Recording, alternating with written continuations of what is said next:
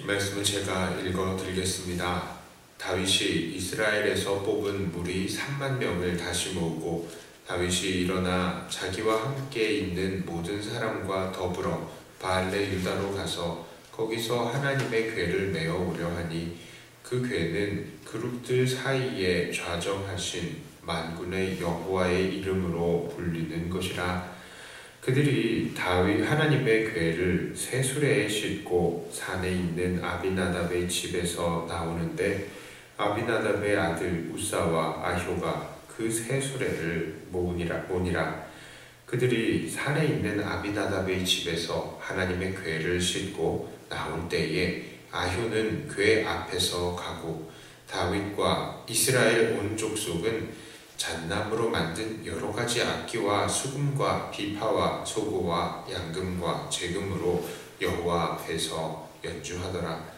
그들이 나곤의 타작마당에 이르러서는 소들이 뛰므로 우사가 손을 들어 하나님의 궤를 붙들었더니 여호와 하나님이 우사가 잘못함으로 말미암아 진노하사 그를 그곳에서 치시니 그가 거기 하나님의 궤 곁에서 죽으니라.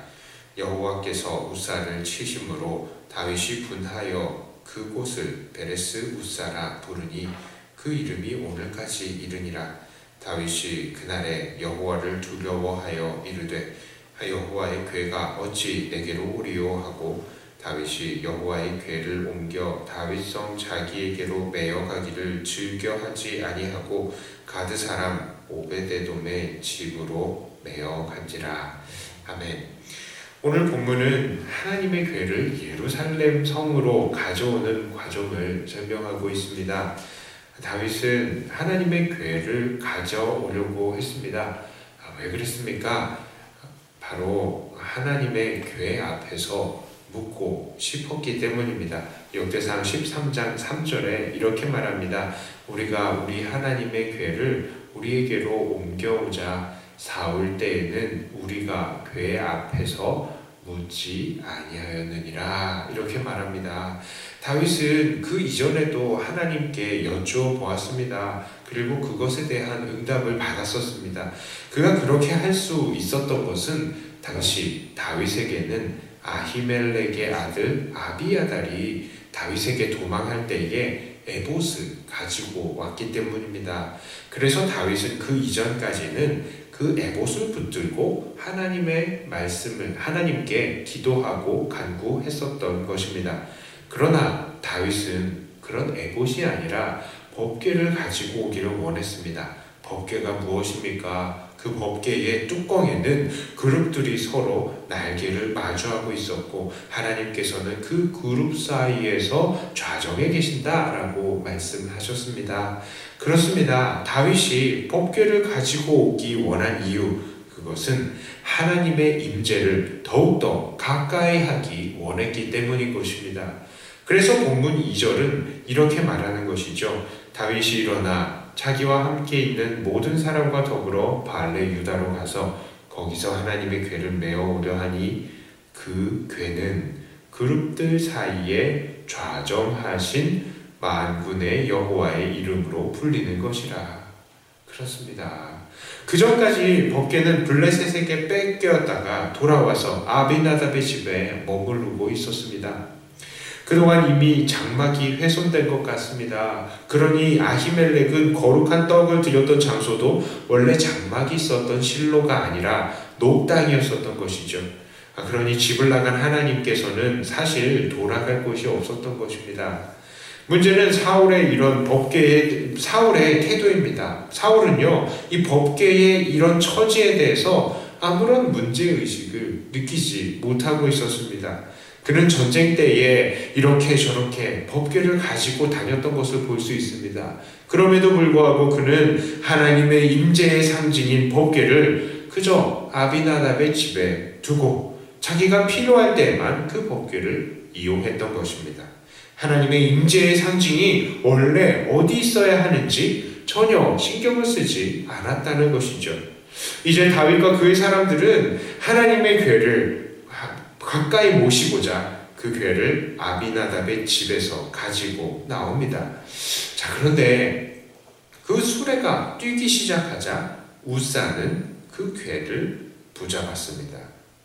그래서 하나님은 이것을 우사가 잘못함으로 라고 규정하시고 우사를 치시고 우사는 그 자리에서 죽었습니다. 어떻게 보면 우사는 억울한 죽음을 당한 것 같습니다. 그래도 하나님의 궤가 덜컹거려서 떨어져 버리면 안 되니까 그 궤를 반사적으로 잡은 것 같은데, 그런 우사를 죽이신다니 하나님 좀 너무하신 거 아닙니까? 이렇게 생각이 들 수도 있습니다. 그러나 우사의 죽음은 시작부터 예견이 된 것입니다. 왜 그렇겠습니까? 그들은 운반부 방법부터 완전히 잘못된 것을 선택했기 때문입니다. 하나님의 궤는 그 네 개의 고리에 채를 꿰어서 다 지고 와야 하는 것입니다. 그러나 그들은 그 궤를 수레에 태우고 나왔습니다. 또한 이 법궤를 가지고 나오는 사람들도 이 기럇 여아림 사람, 즉 유다 지파의 아비나답의 후손들이었습니다. 레위인이 아니었던 것입니다. 그러니까 그들은 하나님께서 법궤를 옮기라고 허락하신 사람들과 허락한 방법이 아닌 사람들 자기만의 수단과 방법으로 하나님 임재의 상징인 법궤를 옮겨보려고 했던 것입니다. 게다가 우사가 덜컹거리는 수레의 법궤를 손으로 들어서 붙들었다라고 합니다. 그 모습은 분명히 두 단어의 과장된 단어를 쓰고 있습니다. 손을 내밀었고요. 이 소유하다라는 의미로 해석이 가능한 이 붙들었다라는 단어를 씁니다.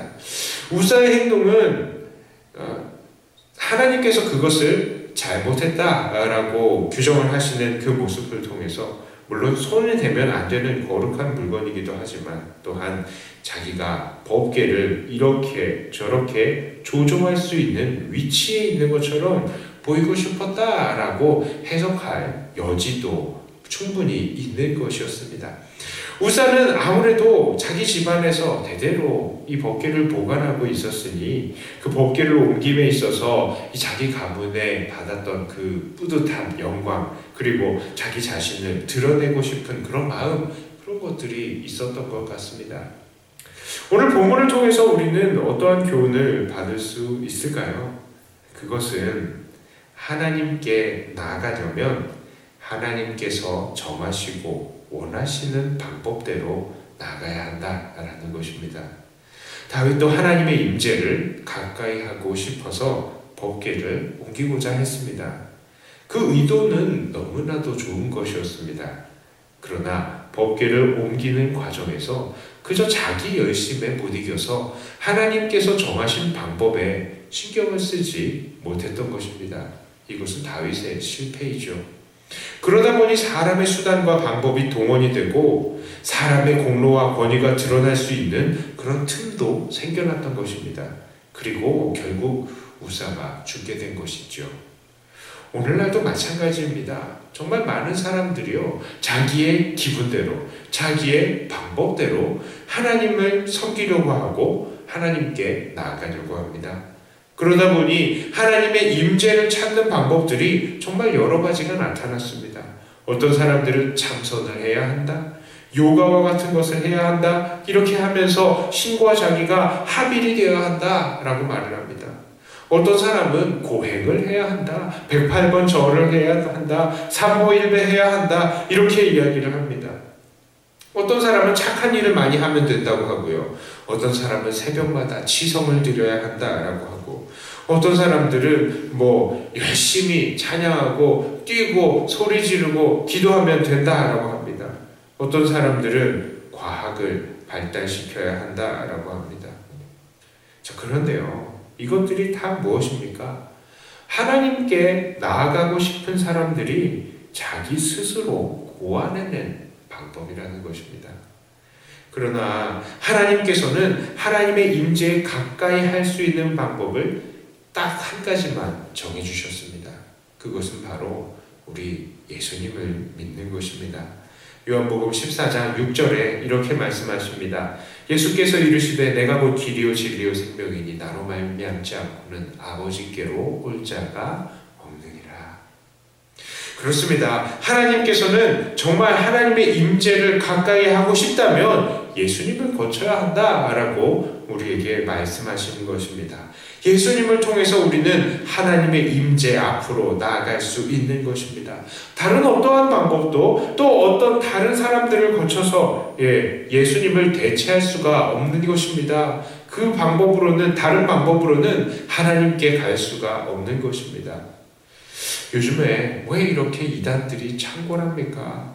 모두 다 하나님께는 가고 싶지만 우리의 중보자이신 예수님의 그 자리에 돈, 아니면 명예, 아니면 각종 교주들로 예수님의 자리를 대체시키기 때문입니다.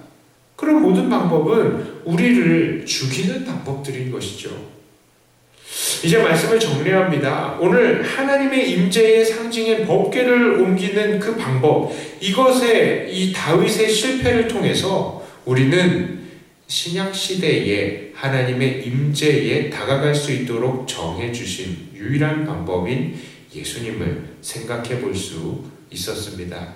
하나님께 나아가는 방법, 함부로 나아가는 것이 아니라 하나님께서 정하신 방법으로밖에는 나아갈 수 없다는 것이고요. 하나님께서는 이제 하나님께로 나올 수 있는 방법을 법궤가 아니라 예수님으로 바꾸어 주셨습니다. 오직 예수님만, 오직 길이요 진리이신 예수님만 섬김을 통해서 우리는 하나님께 갈 수 있게 된 것입니다. 하나님께서 정하신 유일한 길, 오직 예수님만 섬김을 통하여서 날마다 하나님의 임재 앞에서 살아가시고 또 그 임재 앞에서 기쁨과 은혜를 늘 누리시는 저와 여러분들, 사랑하는 백도교회 성도님들이 다 되시기를 주님의 이름으로 축복합니다. 기도합니다. 하나님께 나아갈 수 있는 방법은 오직 하나님께서 정하신 예수 그리스도밖에는 없음을 우리가 다시 한번 확인해 보았습니다. 수많은 사람들이 자기들의 방법으로 하나님을 찾지만 그 모든 것들이 그저 사람의 열심이고 자기 자신이 고안한 아이디어라는 것을 우리가 다시 깨닫습니다. 하나님, 오직 한 길이신 예수님을 우리에게 보여주셨으니 이 예수님을 믿으며 이 예수님을 통해서 하나님께로 늘 나아가는 우리들이 되게 하여 주시고, 아직도 그 방법을 제대로 알지 못하는 사람들에게 진정한 길이신 예수님을 증거하는 우리들이 되게 하여 주시옵소서. 사람의 열심만으로는 하나님께 갈 수 없고 오직 그 길이신 예수님을 우리에게 주셨다는 그 사실, 이 사실을 많은 사람들에게 알게 하는 우리가 되게 하여 주시옵소서. 하나님, 세상은 참으로 복잡합니다. 이 복잡한 이 세상, 참 어지러운 세상 속에서 단순한 길, 이 예수님만을 증거하는 우리가 되게 하여 주시고, 그리하여서 세상 사람들이 예수님 안에서 함께 나와 함께 천국을 누릴 수 있는 우리가 되게 해 주시옵소서. 특별히 지금 전염병이 창궐하고 있는 이 시대 속에서 하나님께서 은혜를 주시어서 전염병이 더 확산되지 않게 하여 주시고, 우리가 평안 가운데에 하나님 은혜를 또 찬송하고 예배하기가 쉽도록 하나님께서 모든 형편들을 붙들어 주시옵소서. 감사를 드리며 우리 주 예수님 이름으로 간절히 기도 드리옵나이다. 아멘. 하늘에